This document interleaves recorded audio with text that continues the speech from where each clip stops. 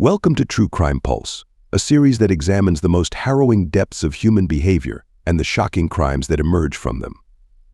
In this episode, we explore a chilling case from Bowling Green, Kentucky, in May 2018, where a heinous act of violence tore apart the seemingly picturesque life of a young family. What unfolded revealed a dark and obsessive fixation that culminated in an unthinkable tragedy. This is the story of Johnny Ray Miller, an 18-year-old young man with a promising future. Known for his radiant smile, approachable demeanor, and deep commitment to his family, Johnny Ray embodied the ideals of hard work and dedication. Born and raised in the small, close-knit city of Bowling Green, he became a beloved figure in his community. Despite his youth, Johnny Ray had already assumed responsibilities far beyond his years. Just days after graduating from Moran Central High School, he married his high school sweetheart, Millie Thornton, who was pregnant with their son. The young couple began their life together in the home of Millie's father, Dr. Alan Thornton, a prominent urologist in the area. Johnny Ray quickly embraced the roles of husband and father, showing maturity and resolve. A former high school swimming champion, Johnny Ray transitioned from his athletic achievements to a steady job as a mechanic at the local Jiffy Lube. There, he earned the respect and admiration of his colleagues for his positive attitude, industrious nature, and willingness to assist others, even during busy times. However, despite his cheerful exterior and aspirations for his young family, Johnny Ray faced significant challenges behind the scenes. Financial constraints weighed heavily on the young couple, but Johnny Ray dreamed of providing a better life for his wife and child. He often spoke about taking Millie and their infant son, Royal, on a family vacation to the Smoky Mountains, a plan that symbolized his hope for the future. Yet beneath these dreams lay personal struggles. His occasional infidelity created tension in his marriage, further compounded by the increasingly unsettling presence of Millie's father, Dr. Thornton. Dr. Thornton, though outwardly a respected medical professional, had developed an unhealthy and disturbing obsession with his son-in-law. Johnny Ray, believing Dr. Thornton's attention stemmed from familial concern, was tragically unaware of the true nature of the danger he faced. On the morning of May 14, 2018, Bowling Green awoke to a tragedy that would forever haunt the town. That day, Millie Thornton discovered her husband's lifeless body in the garage of her father's two-story home. The scene was one of unimaginable horror. Johnny Ray's body lay crumpled on the cold concrete floor, his clothes torn nearly off, leaving him clad only in his underwear. Blood covered the floor and walls, painting a picture of a brutal and violent struggle. Millie, in shock and overwhelmed by grief, managed to dial 911. Her cries of desperation echoed through the garage and into the quiet morning air as she pleaded for help, saying, "My husband, there's blood everywhere." Emergency responders arrived swiftly, but the sight that greeted them was grim. The garage, which had once been a place of Johnny Ray's dreams and hard work, was now a gruesome crime scene filled with the stench of blood and motor oil. Detective Roy Jenkins, a seasoned investigator with over 2 decades of experience, was among the first on the scene. Despite his familiarity with violent crimes, this case stood out. The signs of a fierce struggle were evident. Tools were scattered, a mirror was shattered, and blood spatter coated the walls.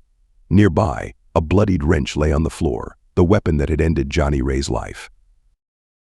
As forensic experts meticulously documented the scene, it became clear that this was not a random act of violence. The lack of forced entry suggested that Johnny Ray had known his attacker. The footprints leading out of the garage, combined with evidence of a violent struggle, painted a chilling picture of a deeply personal and enraged act. Millie, still in shock, recounted to investigators that Johnny Ray had been working late in the garage the night before and had not come to bed. Her account, along with the evidence at the scene, pointed detectives toward an unsettling conclusion: the perpetrator was someone Johnny Ray trusted. As the investigation unfolded, the dark and disturbing motives behind the crime began to surface, revealing a tale of jealousy, obsession, and betrayal. Johnny Ray Miller, a young man filled with hope and ambition, had his life stolen by someone who should have been his protector. This brutal act left a grieving wife, a fatherless child, and a community grappling with the aftermath of an unthinkable tragedy. The small town of Bowling Green was forever changed by this crime, a chilling reminder of the fragility of trust and the devastating consequences of hidden obsessions. The theory that the perpetrator had a deeply personal connection to the victim was reinforced by the brutality of the crime. By the end of the first day, the Bowling Green Police Department had gathered a substantial amount of evidence. Yet critical questions remained unanswered: who had murdered Johnny Ray Miller, and what could have driven someone to commit such a heinous act? As the investigation progressed, the community grappled with fear, struggling to comprehend the motives behind such a violent crime. Among the first steps for investigators was to turn their attention to Millie Thornton, Johnny Ray's 18-year-old wife, who had been the one to discover his body. Millie was a young mother balancing the demands of caring for her 16-month-old son, Royal, while completing high school. Known in her small Bowling Green community as the quintessential girl next door, she had once been a popular cheerleader, admired for her vibrant personality and determination. Despite the pressures of early marriage and motherhood, Millie was widely regarded as a loving wife and dedicated mother. However, detectives were compelled to consider every possibility, including the difficult notion that Millie might have been involved in her husband's murder. Statistically, in cases of domestic violence, spouses are often prime suspects, and the police were determined to leave no angle unexplored. During her initial interrogation, Millie was questioned about her relationship with Johnny Ray.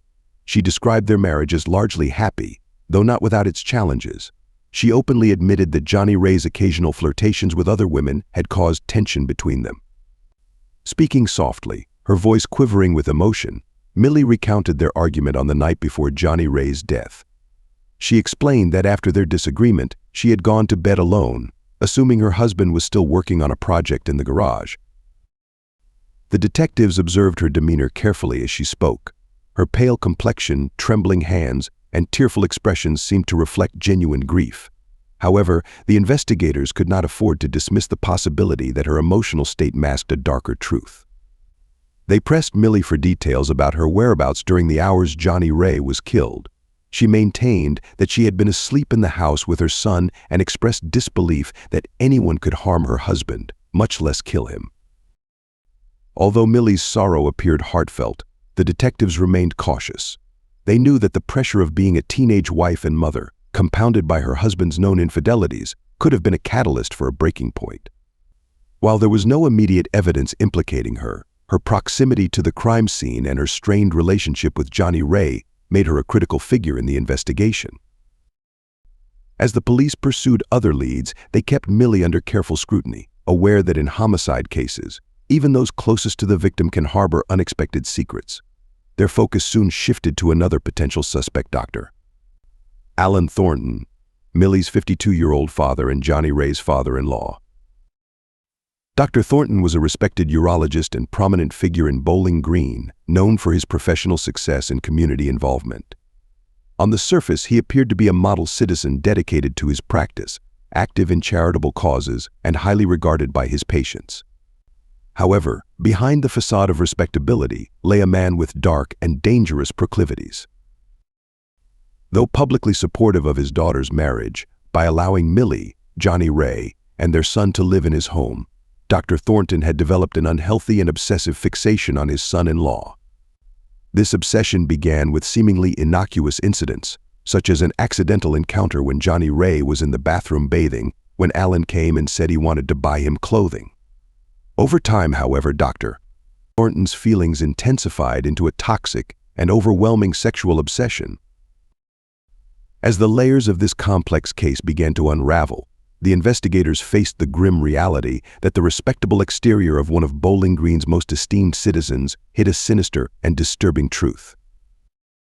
Alan Thornton's emotions towards Johnny Ray were a tangled web of envy, desire, and discomfort. He found himself torn between jealousy of Johnny Ray's close relationship with his daughter, Millie, and an intense, secret attraction to his son-in-law that grew with disturbing intensity. On one hand, Alan resented the way Johnny Ray had embedded himself into his daughter's life, claiming Millie's attention and devotion. On the other hand, Alan found himself drawn to Johnny Ray in ways he couldn't fully comprehend or control, leading to feelings that made him both ashamed and fearful. These emotions built into an obsession that, over time, became harder for Alan to suppress. Detectives found these emotions to be crucial when they began to investigate Alan's past. They discovered a troubling event years prior to the death of Alan's wife, Carol Thornton, in a boating accident. At the time, the death had been ruled accidental, but the circumstances surrounding it had never fully convinced some of the locals. There were vague rumors and hushed conversations among those who knew the family, suggesting that the accident might not have been so innocent. Some believed that Carol's death was no mere misfortune, that it might have been an unfortunate byproduct of Alan's darker inclinations. The eerie coincidence of another suspicious death, Johnny Ray's, prompted the detectives to consider the possibility that Alan Thornton might have been involved in both, with an unnerving pattern of violent events linked to his family. When the police brought Alan in for questioning, he presented himself as calm and composed, a professional demeanor forged over years of practice as a respected urologist. His polished responses, though, didn't entirely mask the underlying tension that the detectives were quick to notice. He maintained that his relationship with Johnny Ray had been mostly cordial, though he admitted that there had been occasional disagreements between them. He insisted that he had been at home the night of the murder, watching television and preparing for an early surgery. He even mentioned binge-watching The Handmaid's Tale, a seemingly trivial detail meant to portray his routine, to emphasize that he was just a regular man with no particular interest in his son-in-law's death. However, the detectives weren't convinced.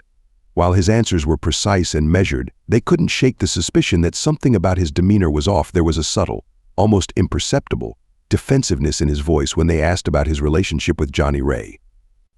Alan firmly denied any romantic or sexual attraction to him, going as far as to declare that his sole interest had always been his daughter Millie's well-being. Yet, his reactions to certain questions hinted at something deeper, something hidden just beneath the surface. His repeated insistence on his innocence in the matter, particularly when pressed about feelings of jealousy or inappropriate interest in Johnny Ray, only fueled their suspicion. His defensiveness, coupled with his carefully crafted, almost rehearsed answers, suggested he was not being entirely truthful. The detectives knew they couldn't take Alan's alibi or his calm exterior at face value. His established reputation as a respected member of the community made it difficult to imagine that he could be involved in such a heinous act, but the contradictions in his statements, coupled with his strained past, made it clear that they couldn't rule him out. There was something deeply unsettling about Alan Thornton, and as they continued to investigate, they became increasingly suspicious that his dark obsession hidden behind a veil of respectability might have been the motive behind the brutal murder of Johnny Ray Miller. The case was far from closed, and Alan Thornton remained a key figure in the investigation.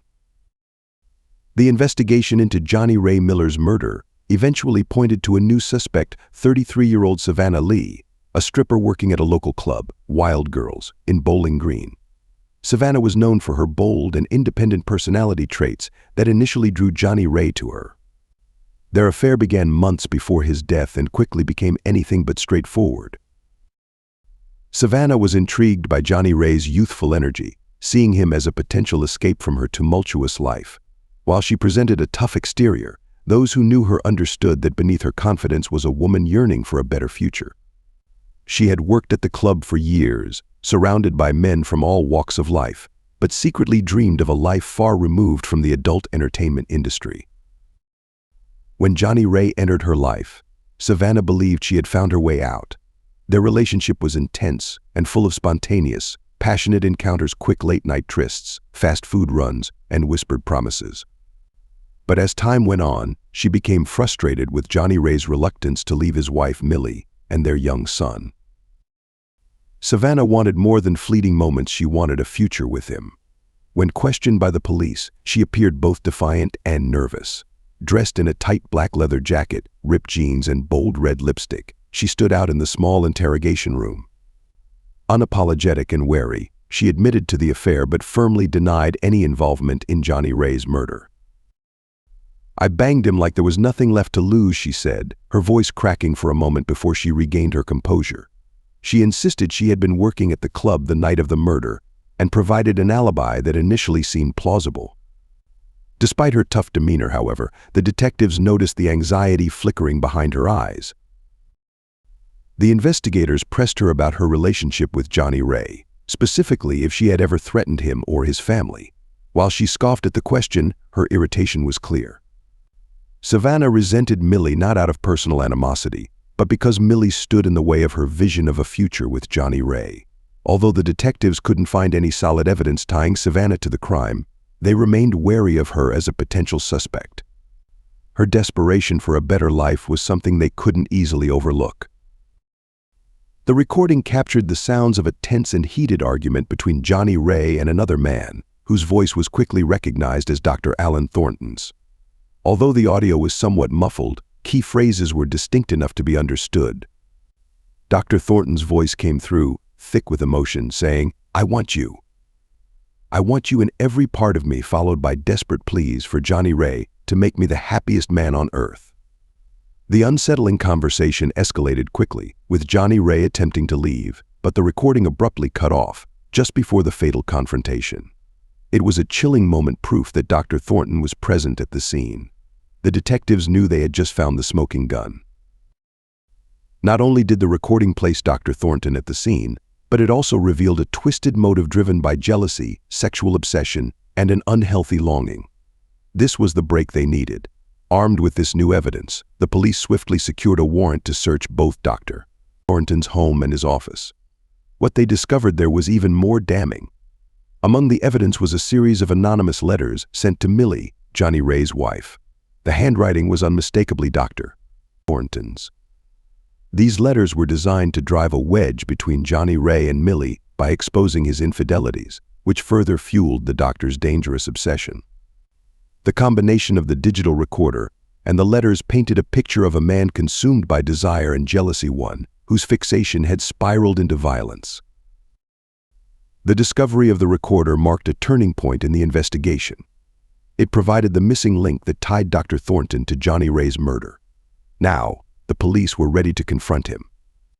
On the morning of May 28, 2018, they arrived at his upscale home in a quiet suburban neighborhood, with the recording in hand, ready to bring him to justice.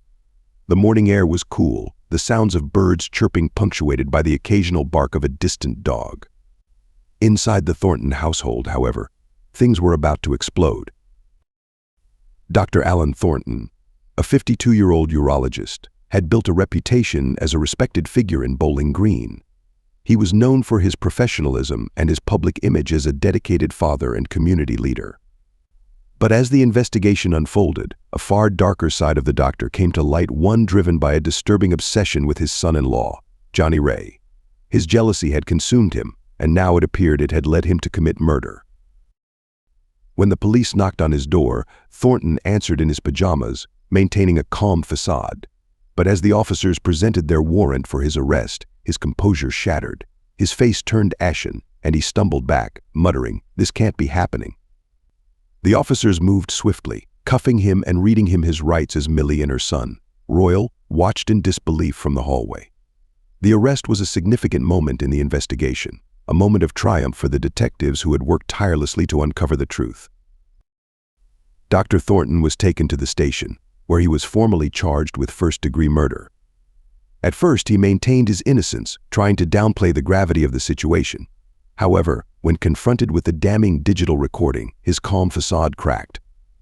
As he listened to the recording of his voice, filled with longing for Johnny Ray, his emotions took over. Thornton broke down, admitting that his sexual obsession with Johnny Ray had spiraled beyond control. He confessed to resenting Johnny Ray's youth and charm, qualities he both craved and despised. Thornton explained how, when he noticed the strain in Johnny Ray's marriage to Millie, he saw an opportunity to manipulate the situation to his advantage. He had sent the anonymous letters in an attempt to drive a wedge between the couple, hoping to disrupt their relationship and create an opening for his desires. When Johnny Ray rejected his advances, Thornton's anger boiled over. The confrontation in the garage, which ultimately led to Johnny Ray's death, was the tragic result of his uncontrolled rage. The news of Thornton's arrest reverberated throughout Bowling Green. The Miller family, already grieving the loss of Johnny Ray, were stunned and horrified by the truth. Millie, in particular, felt utterly betrayed by her father. As her world crumbled, she knew her life could never return to what it once was. The town of Bowling Green, once a place of familiarity and safety, would forever be marked by the tragedy that had unfolded within it. The trial of Dr. Alan Thornton began on November 5, 2018, in the Morin County Circuit Court. The case drew immense attention, with the community still reeling from the shocking revelations. The courtroom was packed as both the prosecution, led by Assistant District Attorney Laura Shepard, and the defense, represented by Attorney Mark Preston, presented their arguments.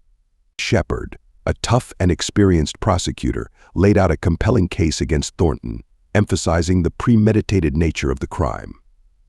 She highlighted the anonymous letters and the digital recording as key pieces of evidence, showing that Thornton had meticulously planned to break up his daughter's marriage to fulfill his obsessive desires. On the other hand, Preston, known for his calm demeanor, argued that Thornton had acted in a moment of temporary insanity, a result of an emotional breakdown rather than a calculated crime. He attempted to cast doubt on the reliability of the recording and suggested that Thornton's actions were driven by stress, not premeditated intent. Throughout the trial, Millie, along with their young son, Royal, sat in the courtroom, emotionally affected by the harrowing details of Johnny Ray's murder. Millie struggled to hold back tears as she faced the painful truth of her father's betrayal. After several days of testimony, the jury deliberated for just under 4 hours before returning with a verdict: Dr. Alan Thornton was guilty of first-degree murder. The courtroom was filled with a mixture of relief and sadness as Johnny Ray's family heard the news. The judge sentenced Thornton to life in prison without the possibility of parole, ensuring that he would never again harm anyone. The trial and its aftermath left a profound impact on the Bowling Green community, reminding everyone of how dark obsessions and hidden betrayals can have catastrophic consequences. For Johnny Ray's family, while the verdict provided some measure of justice, the loss of their loved one would forever haunt them. In the wake of the trial, life in Bowling Green slowly began to return to normal, but the shadow of the Thornton case remained. Dr. Thornton, now incarcerated at the Kentucky State Penitentiary, faced a life of isolation and regret, his once promising career and community standing destroyed. He was placed in solitary confinement for his protection due to the high-profile nature of his crime. His family, still in shock, struggled to cope with the fallout from the conviction, facing societal shame and isolation. Millie, devastated by the entire ordeal, tried to rebuild her life, focusing on her son Royal and finding some semblance of normalcy.